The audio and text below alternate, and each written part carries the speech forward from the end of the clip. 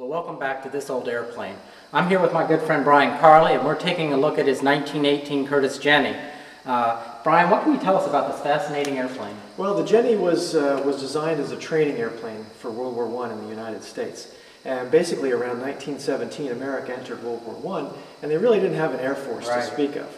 So Glenn Curtiss had been around building airplanes for quite a long time, and he developed what was known as the JN series. This is the JN4. Okay. Well, he won the contract, and all of a sudden America needed a lot of airplanes right now.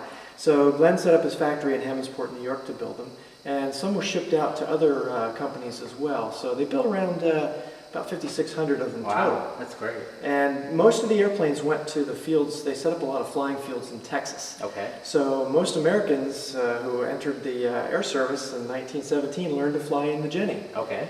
Some of those guys ended up flying overseas. But after the war, all these airplanes were released as surplus. Right.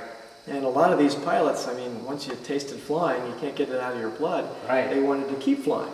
So the government went and released all these airplanes as surplus, and guys went and bought them up and started touring the country giving rides to people. Yeah. Because remember, back in 1920, not many people saw an airplane, more or less took a ride in one. That's right. And when they did see one, they were willing to pay anything to take a ride. Right. And that's how the Barnstormers got started.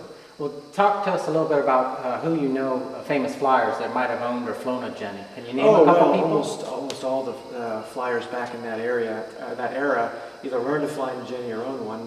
Most notably, Charles Lindbergh. Oh, really? Yeah. As a matter of fact, not far from where we are here in Atlanta, Charles Lindbergh drove his motorcycle to Americus, Georgia. Oh. And bought a Jenny from a surplus dealer down there. And the funny thing is, Charles Lindbergh had never flown an airplane solo before in his life. He had a couple flying lessons. Oh, okay. But he went and he bought the airplane, and when he left Americus, that was his first solo flight. Amazing. It was. All right, well, let's take a break, and then we'll come back and take a close look at the plane. Sure, sounds good.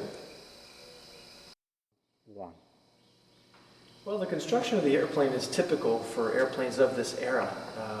Airplanes had to be very light back then because the engines were not powerful enough to lift a heavy airplane. So Curtiss and his engineers were very weight conscious, and this airplane is no exception. The main members, or longerons is what they're called on this airplane, these are made of ash. Ash is very strong. It's commonly available in the United States.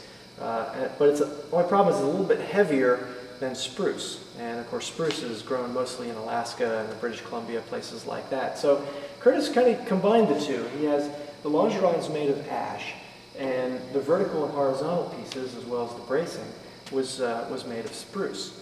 And this entire assembly is braced with wires. And there's also two different types of bracing that they used. From the rear seat forward, this is 1x19 cable.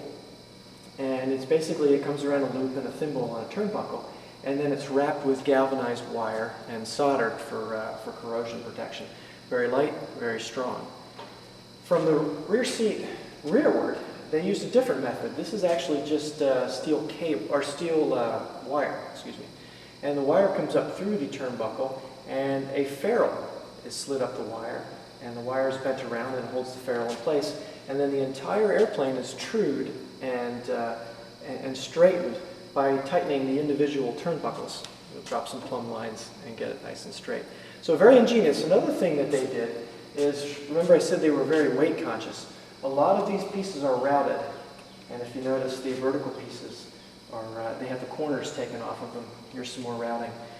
May not save much weight, but every ounce of weight is just one more ounce less that the airplane weighs, so it helps performance. So basically from the rear seat all the way back to the tail, the longerons, the verticals, and the horizontals are routed to save weight. Curtiss calls this a universal fitting, and basically this is a metal fitting that holds the entire structure together. When we made these fittings, there are actually a couple of different pieces. The main piece is steel, and it's bent around the inch and a quarter longeron. But then these ears and the vertical pieces, they're brazed together. And once again, it's light, it's strong, and if you notice, the excess steel is cut away for weight. The Curtiss Jenny has a nice big rudder, and there's actually a reason for that. The airplane does not have any brakes, and as a matter of fact, in the back of the airplane, it has a tail skid. So you're not able to steer the airplane very well unless there's air going over the tail. And for example, if you deflect the rudder this way, the air hits it, pushes the tail one way, and to stop it, it goes back the other way. So because of the absence of brakes, the tail is very important. And in this airplane, once again, typical of the era of construction and design, it has basically a metal main tube. These are called horns here. And there will be cables that run from here up to the rudder pedal in the cockpit. The rest of it is spruce, and every piece of spruce where it is joined has a nice copper reinforcement.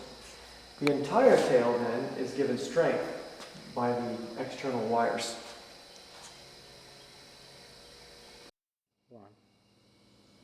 If you notice, the upper ash and lower ash longerons are pretty well straight until they come to the firewall and the spider plate area.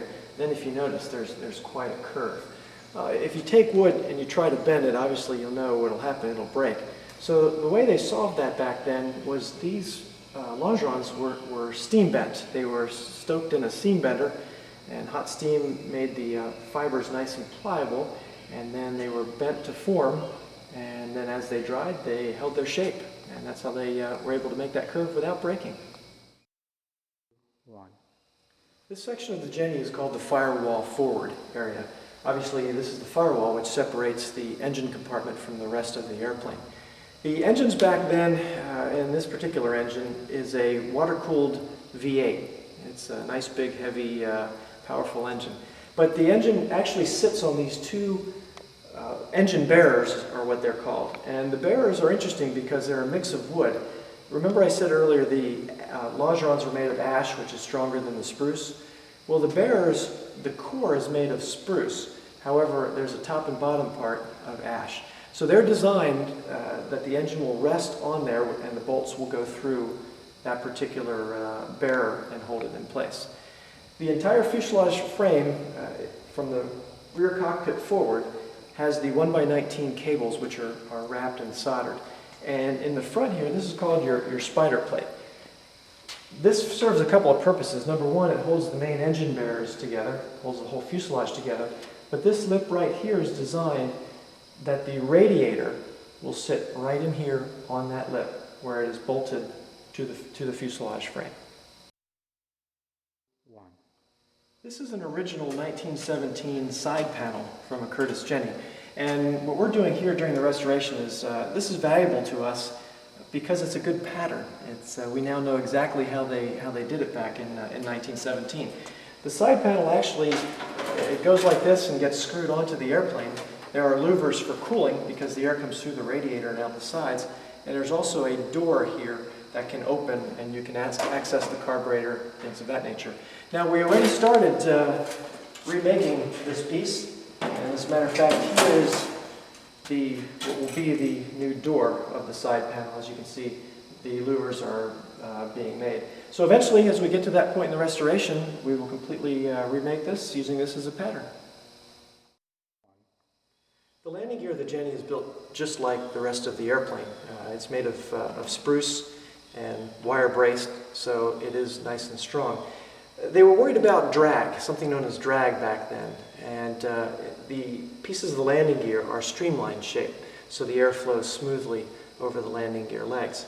Now, the main axle runs from the left to the right across this bracing area here, and the wheels will rotate on the axle. The axle itself doesn't move, the wheels do through some bushings, greased bushings here. The wheels, we call them 26-4 wheels. They're 19-inch rims, and they're specifically designed for airplanes. They look like motorcycle wheels, but they're actually stronger. The wheels themselves will rotate freely. There are no brakes. They ride in a race here. This is called your peach basket, which is basically where the entire landing gear legs all come together. So there are basically bungee cords, they're glorified rubber bands for lack of a better term, that will hold the wheel to the axle, and that takes up your shock loads when you land. They didn't want to just leave a pipe out into the open. That causes a lot of drag. So the Curtiss engineers made this nice wooden airfoil shape here, which keeps the air flowing smoothly over the axle. Now something interesting about this, Once again, the Curtiss engineers were worried about weight. Even though this looks like a solid piece of spruce, it's actually not. It's made of 3 separate pieces. And believe it or not, the inside of the front and back of this are hollow.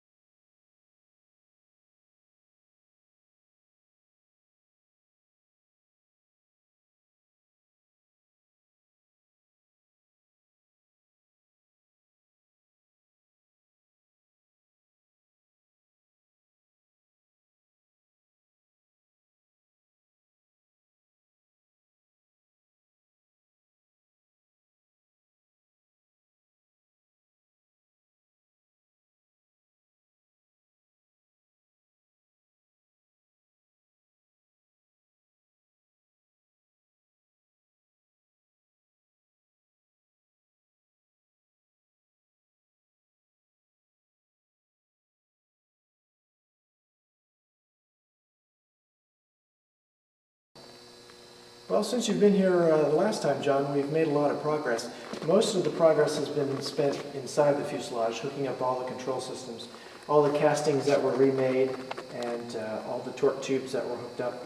And as a matter of fact, the way the whole stick assembly works is you have your ailerons left and right, which is going to have the cables through the fan area here. But also, there's a large bell crank back here, which is actually an original piece to an original Jenny that we found in Ohio. But that's all hooked up, so now when we move the stick, the elevators work as well. Same thing for the rudder bar. When we move the rudder bar, we have the rudder cables hooked up. So that's a very big step. It's a major step. Some of the other things we did is we added the furring strips to make it more of the smooth for cover. We've added some of the wobble pump and the throttle. And also what's neat is down here by the wing attach fittings, we made these little wire loops, and this is where the fabric attaches, so you have access to the pins when you put in your flying wires. Moving forward, the front control stick's hooked up, and actually the fuel tank cradle is ready to accept the fuel tank. One neat thing about this project is we found an original Curtiss Jenny fuel tank up in Minnesota.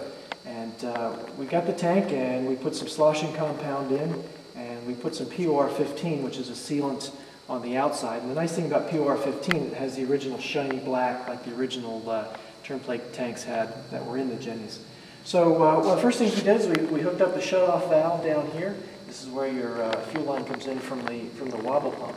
And then there's a shut-off valve, which is the shut-off valve that you see over here in the front cockpit, and this shut-off valve right here. The other item that we're about to install is the original Curtiss Jenny style fuel gauge, which is basically a float that works the needle that tells full to empty. Blue Swallow Aircraft made this for us. We're very pleased with it, and hopefully in the next couple days we'll have that installed in the tank.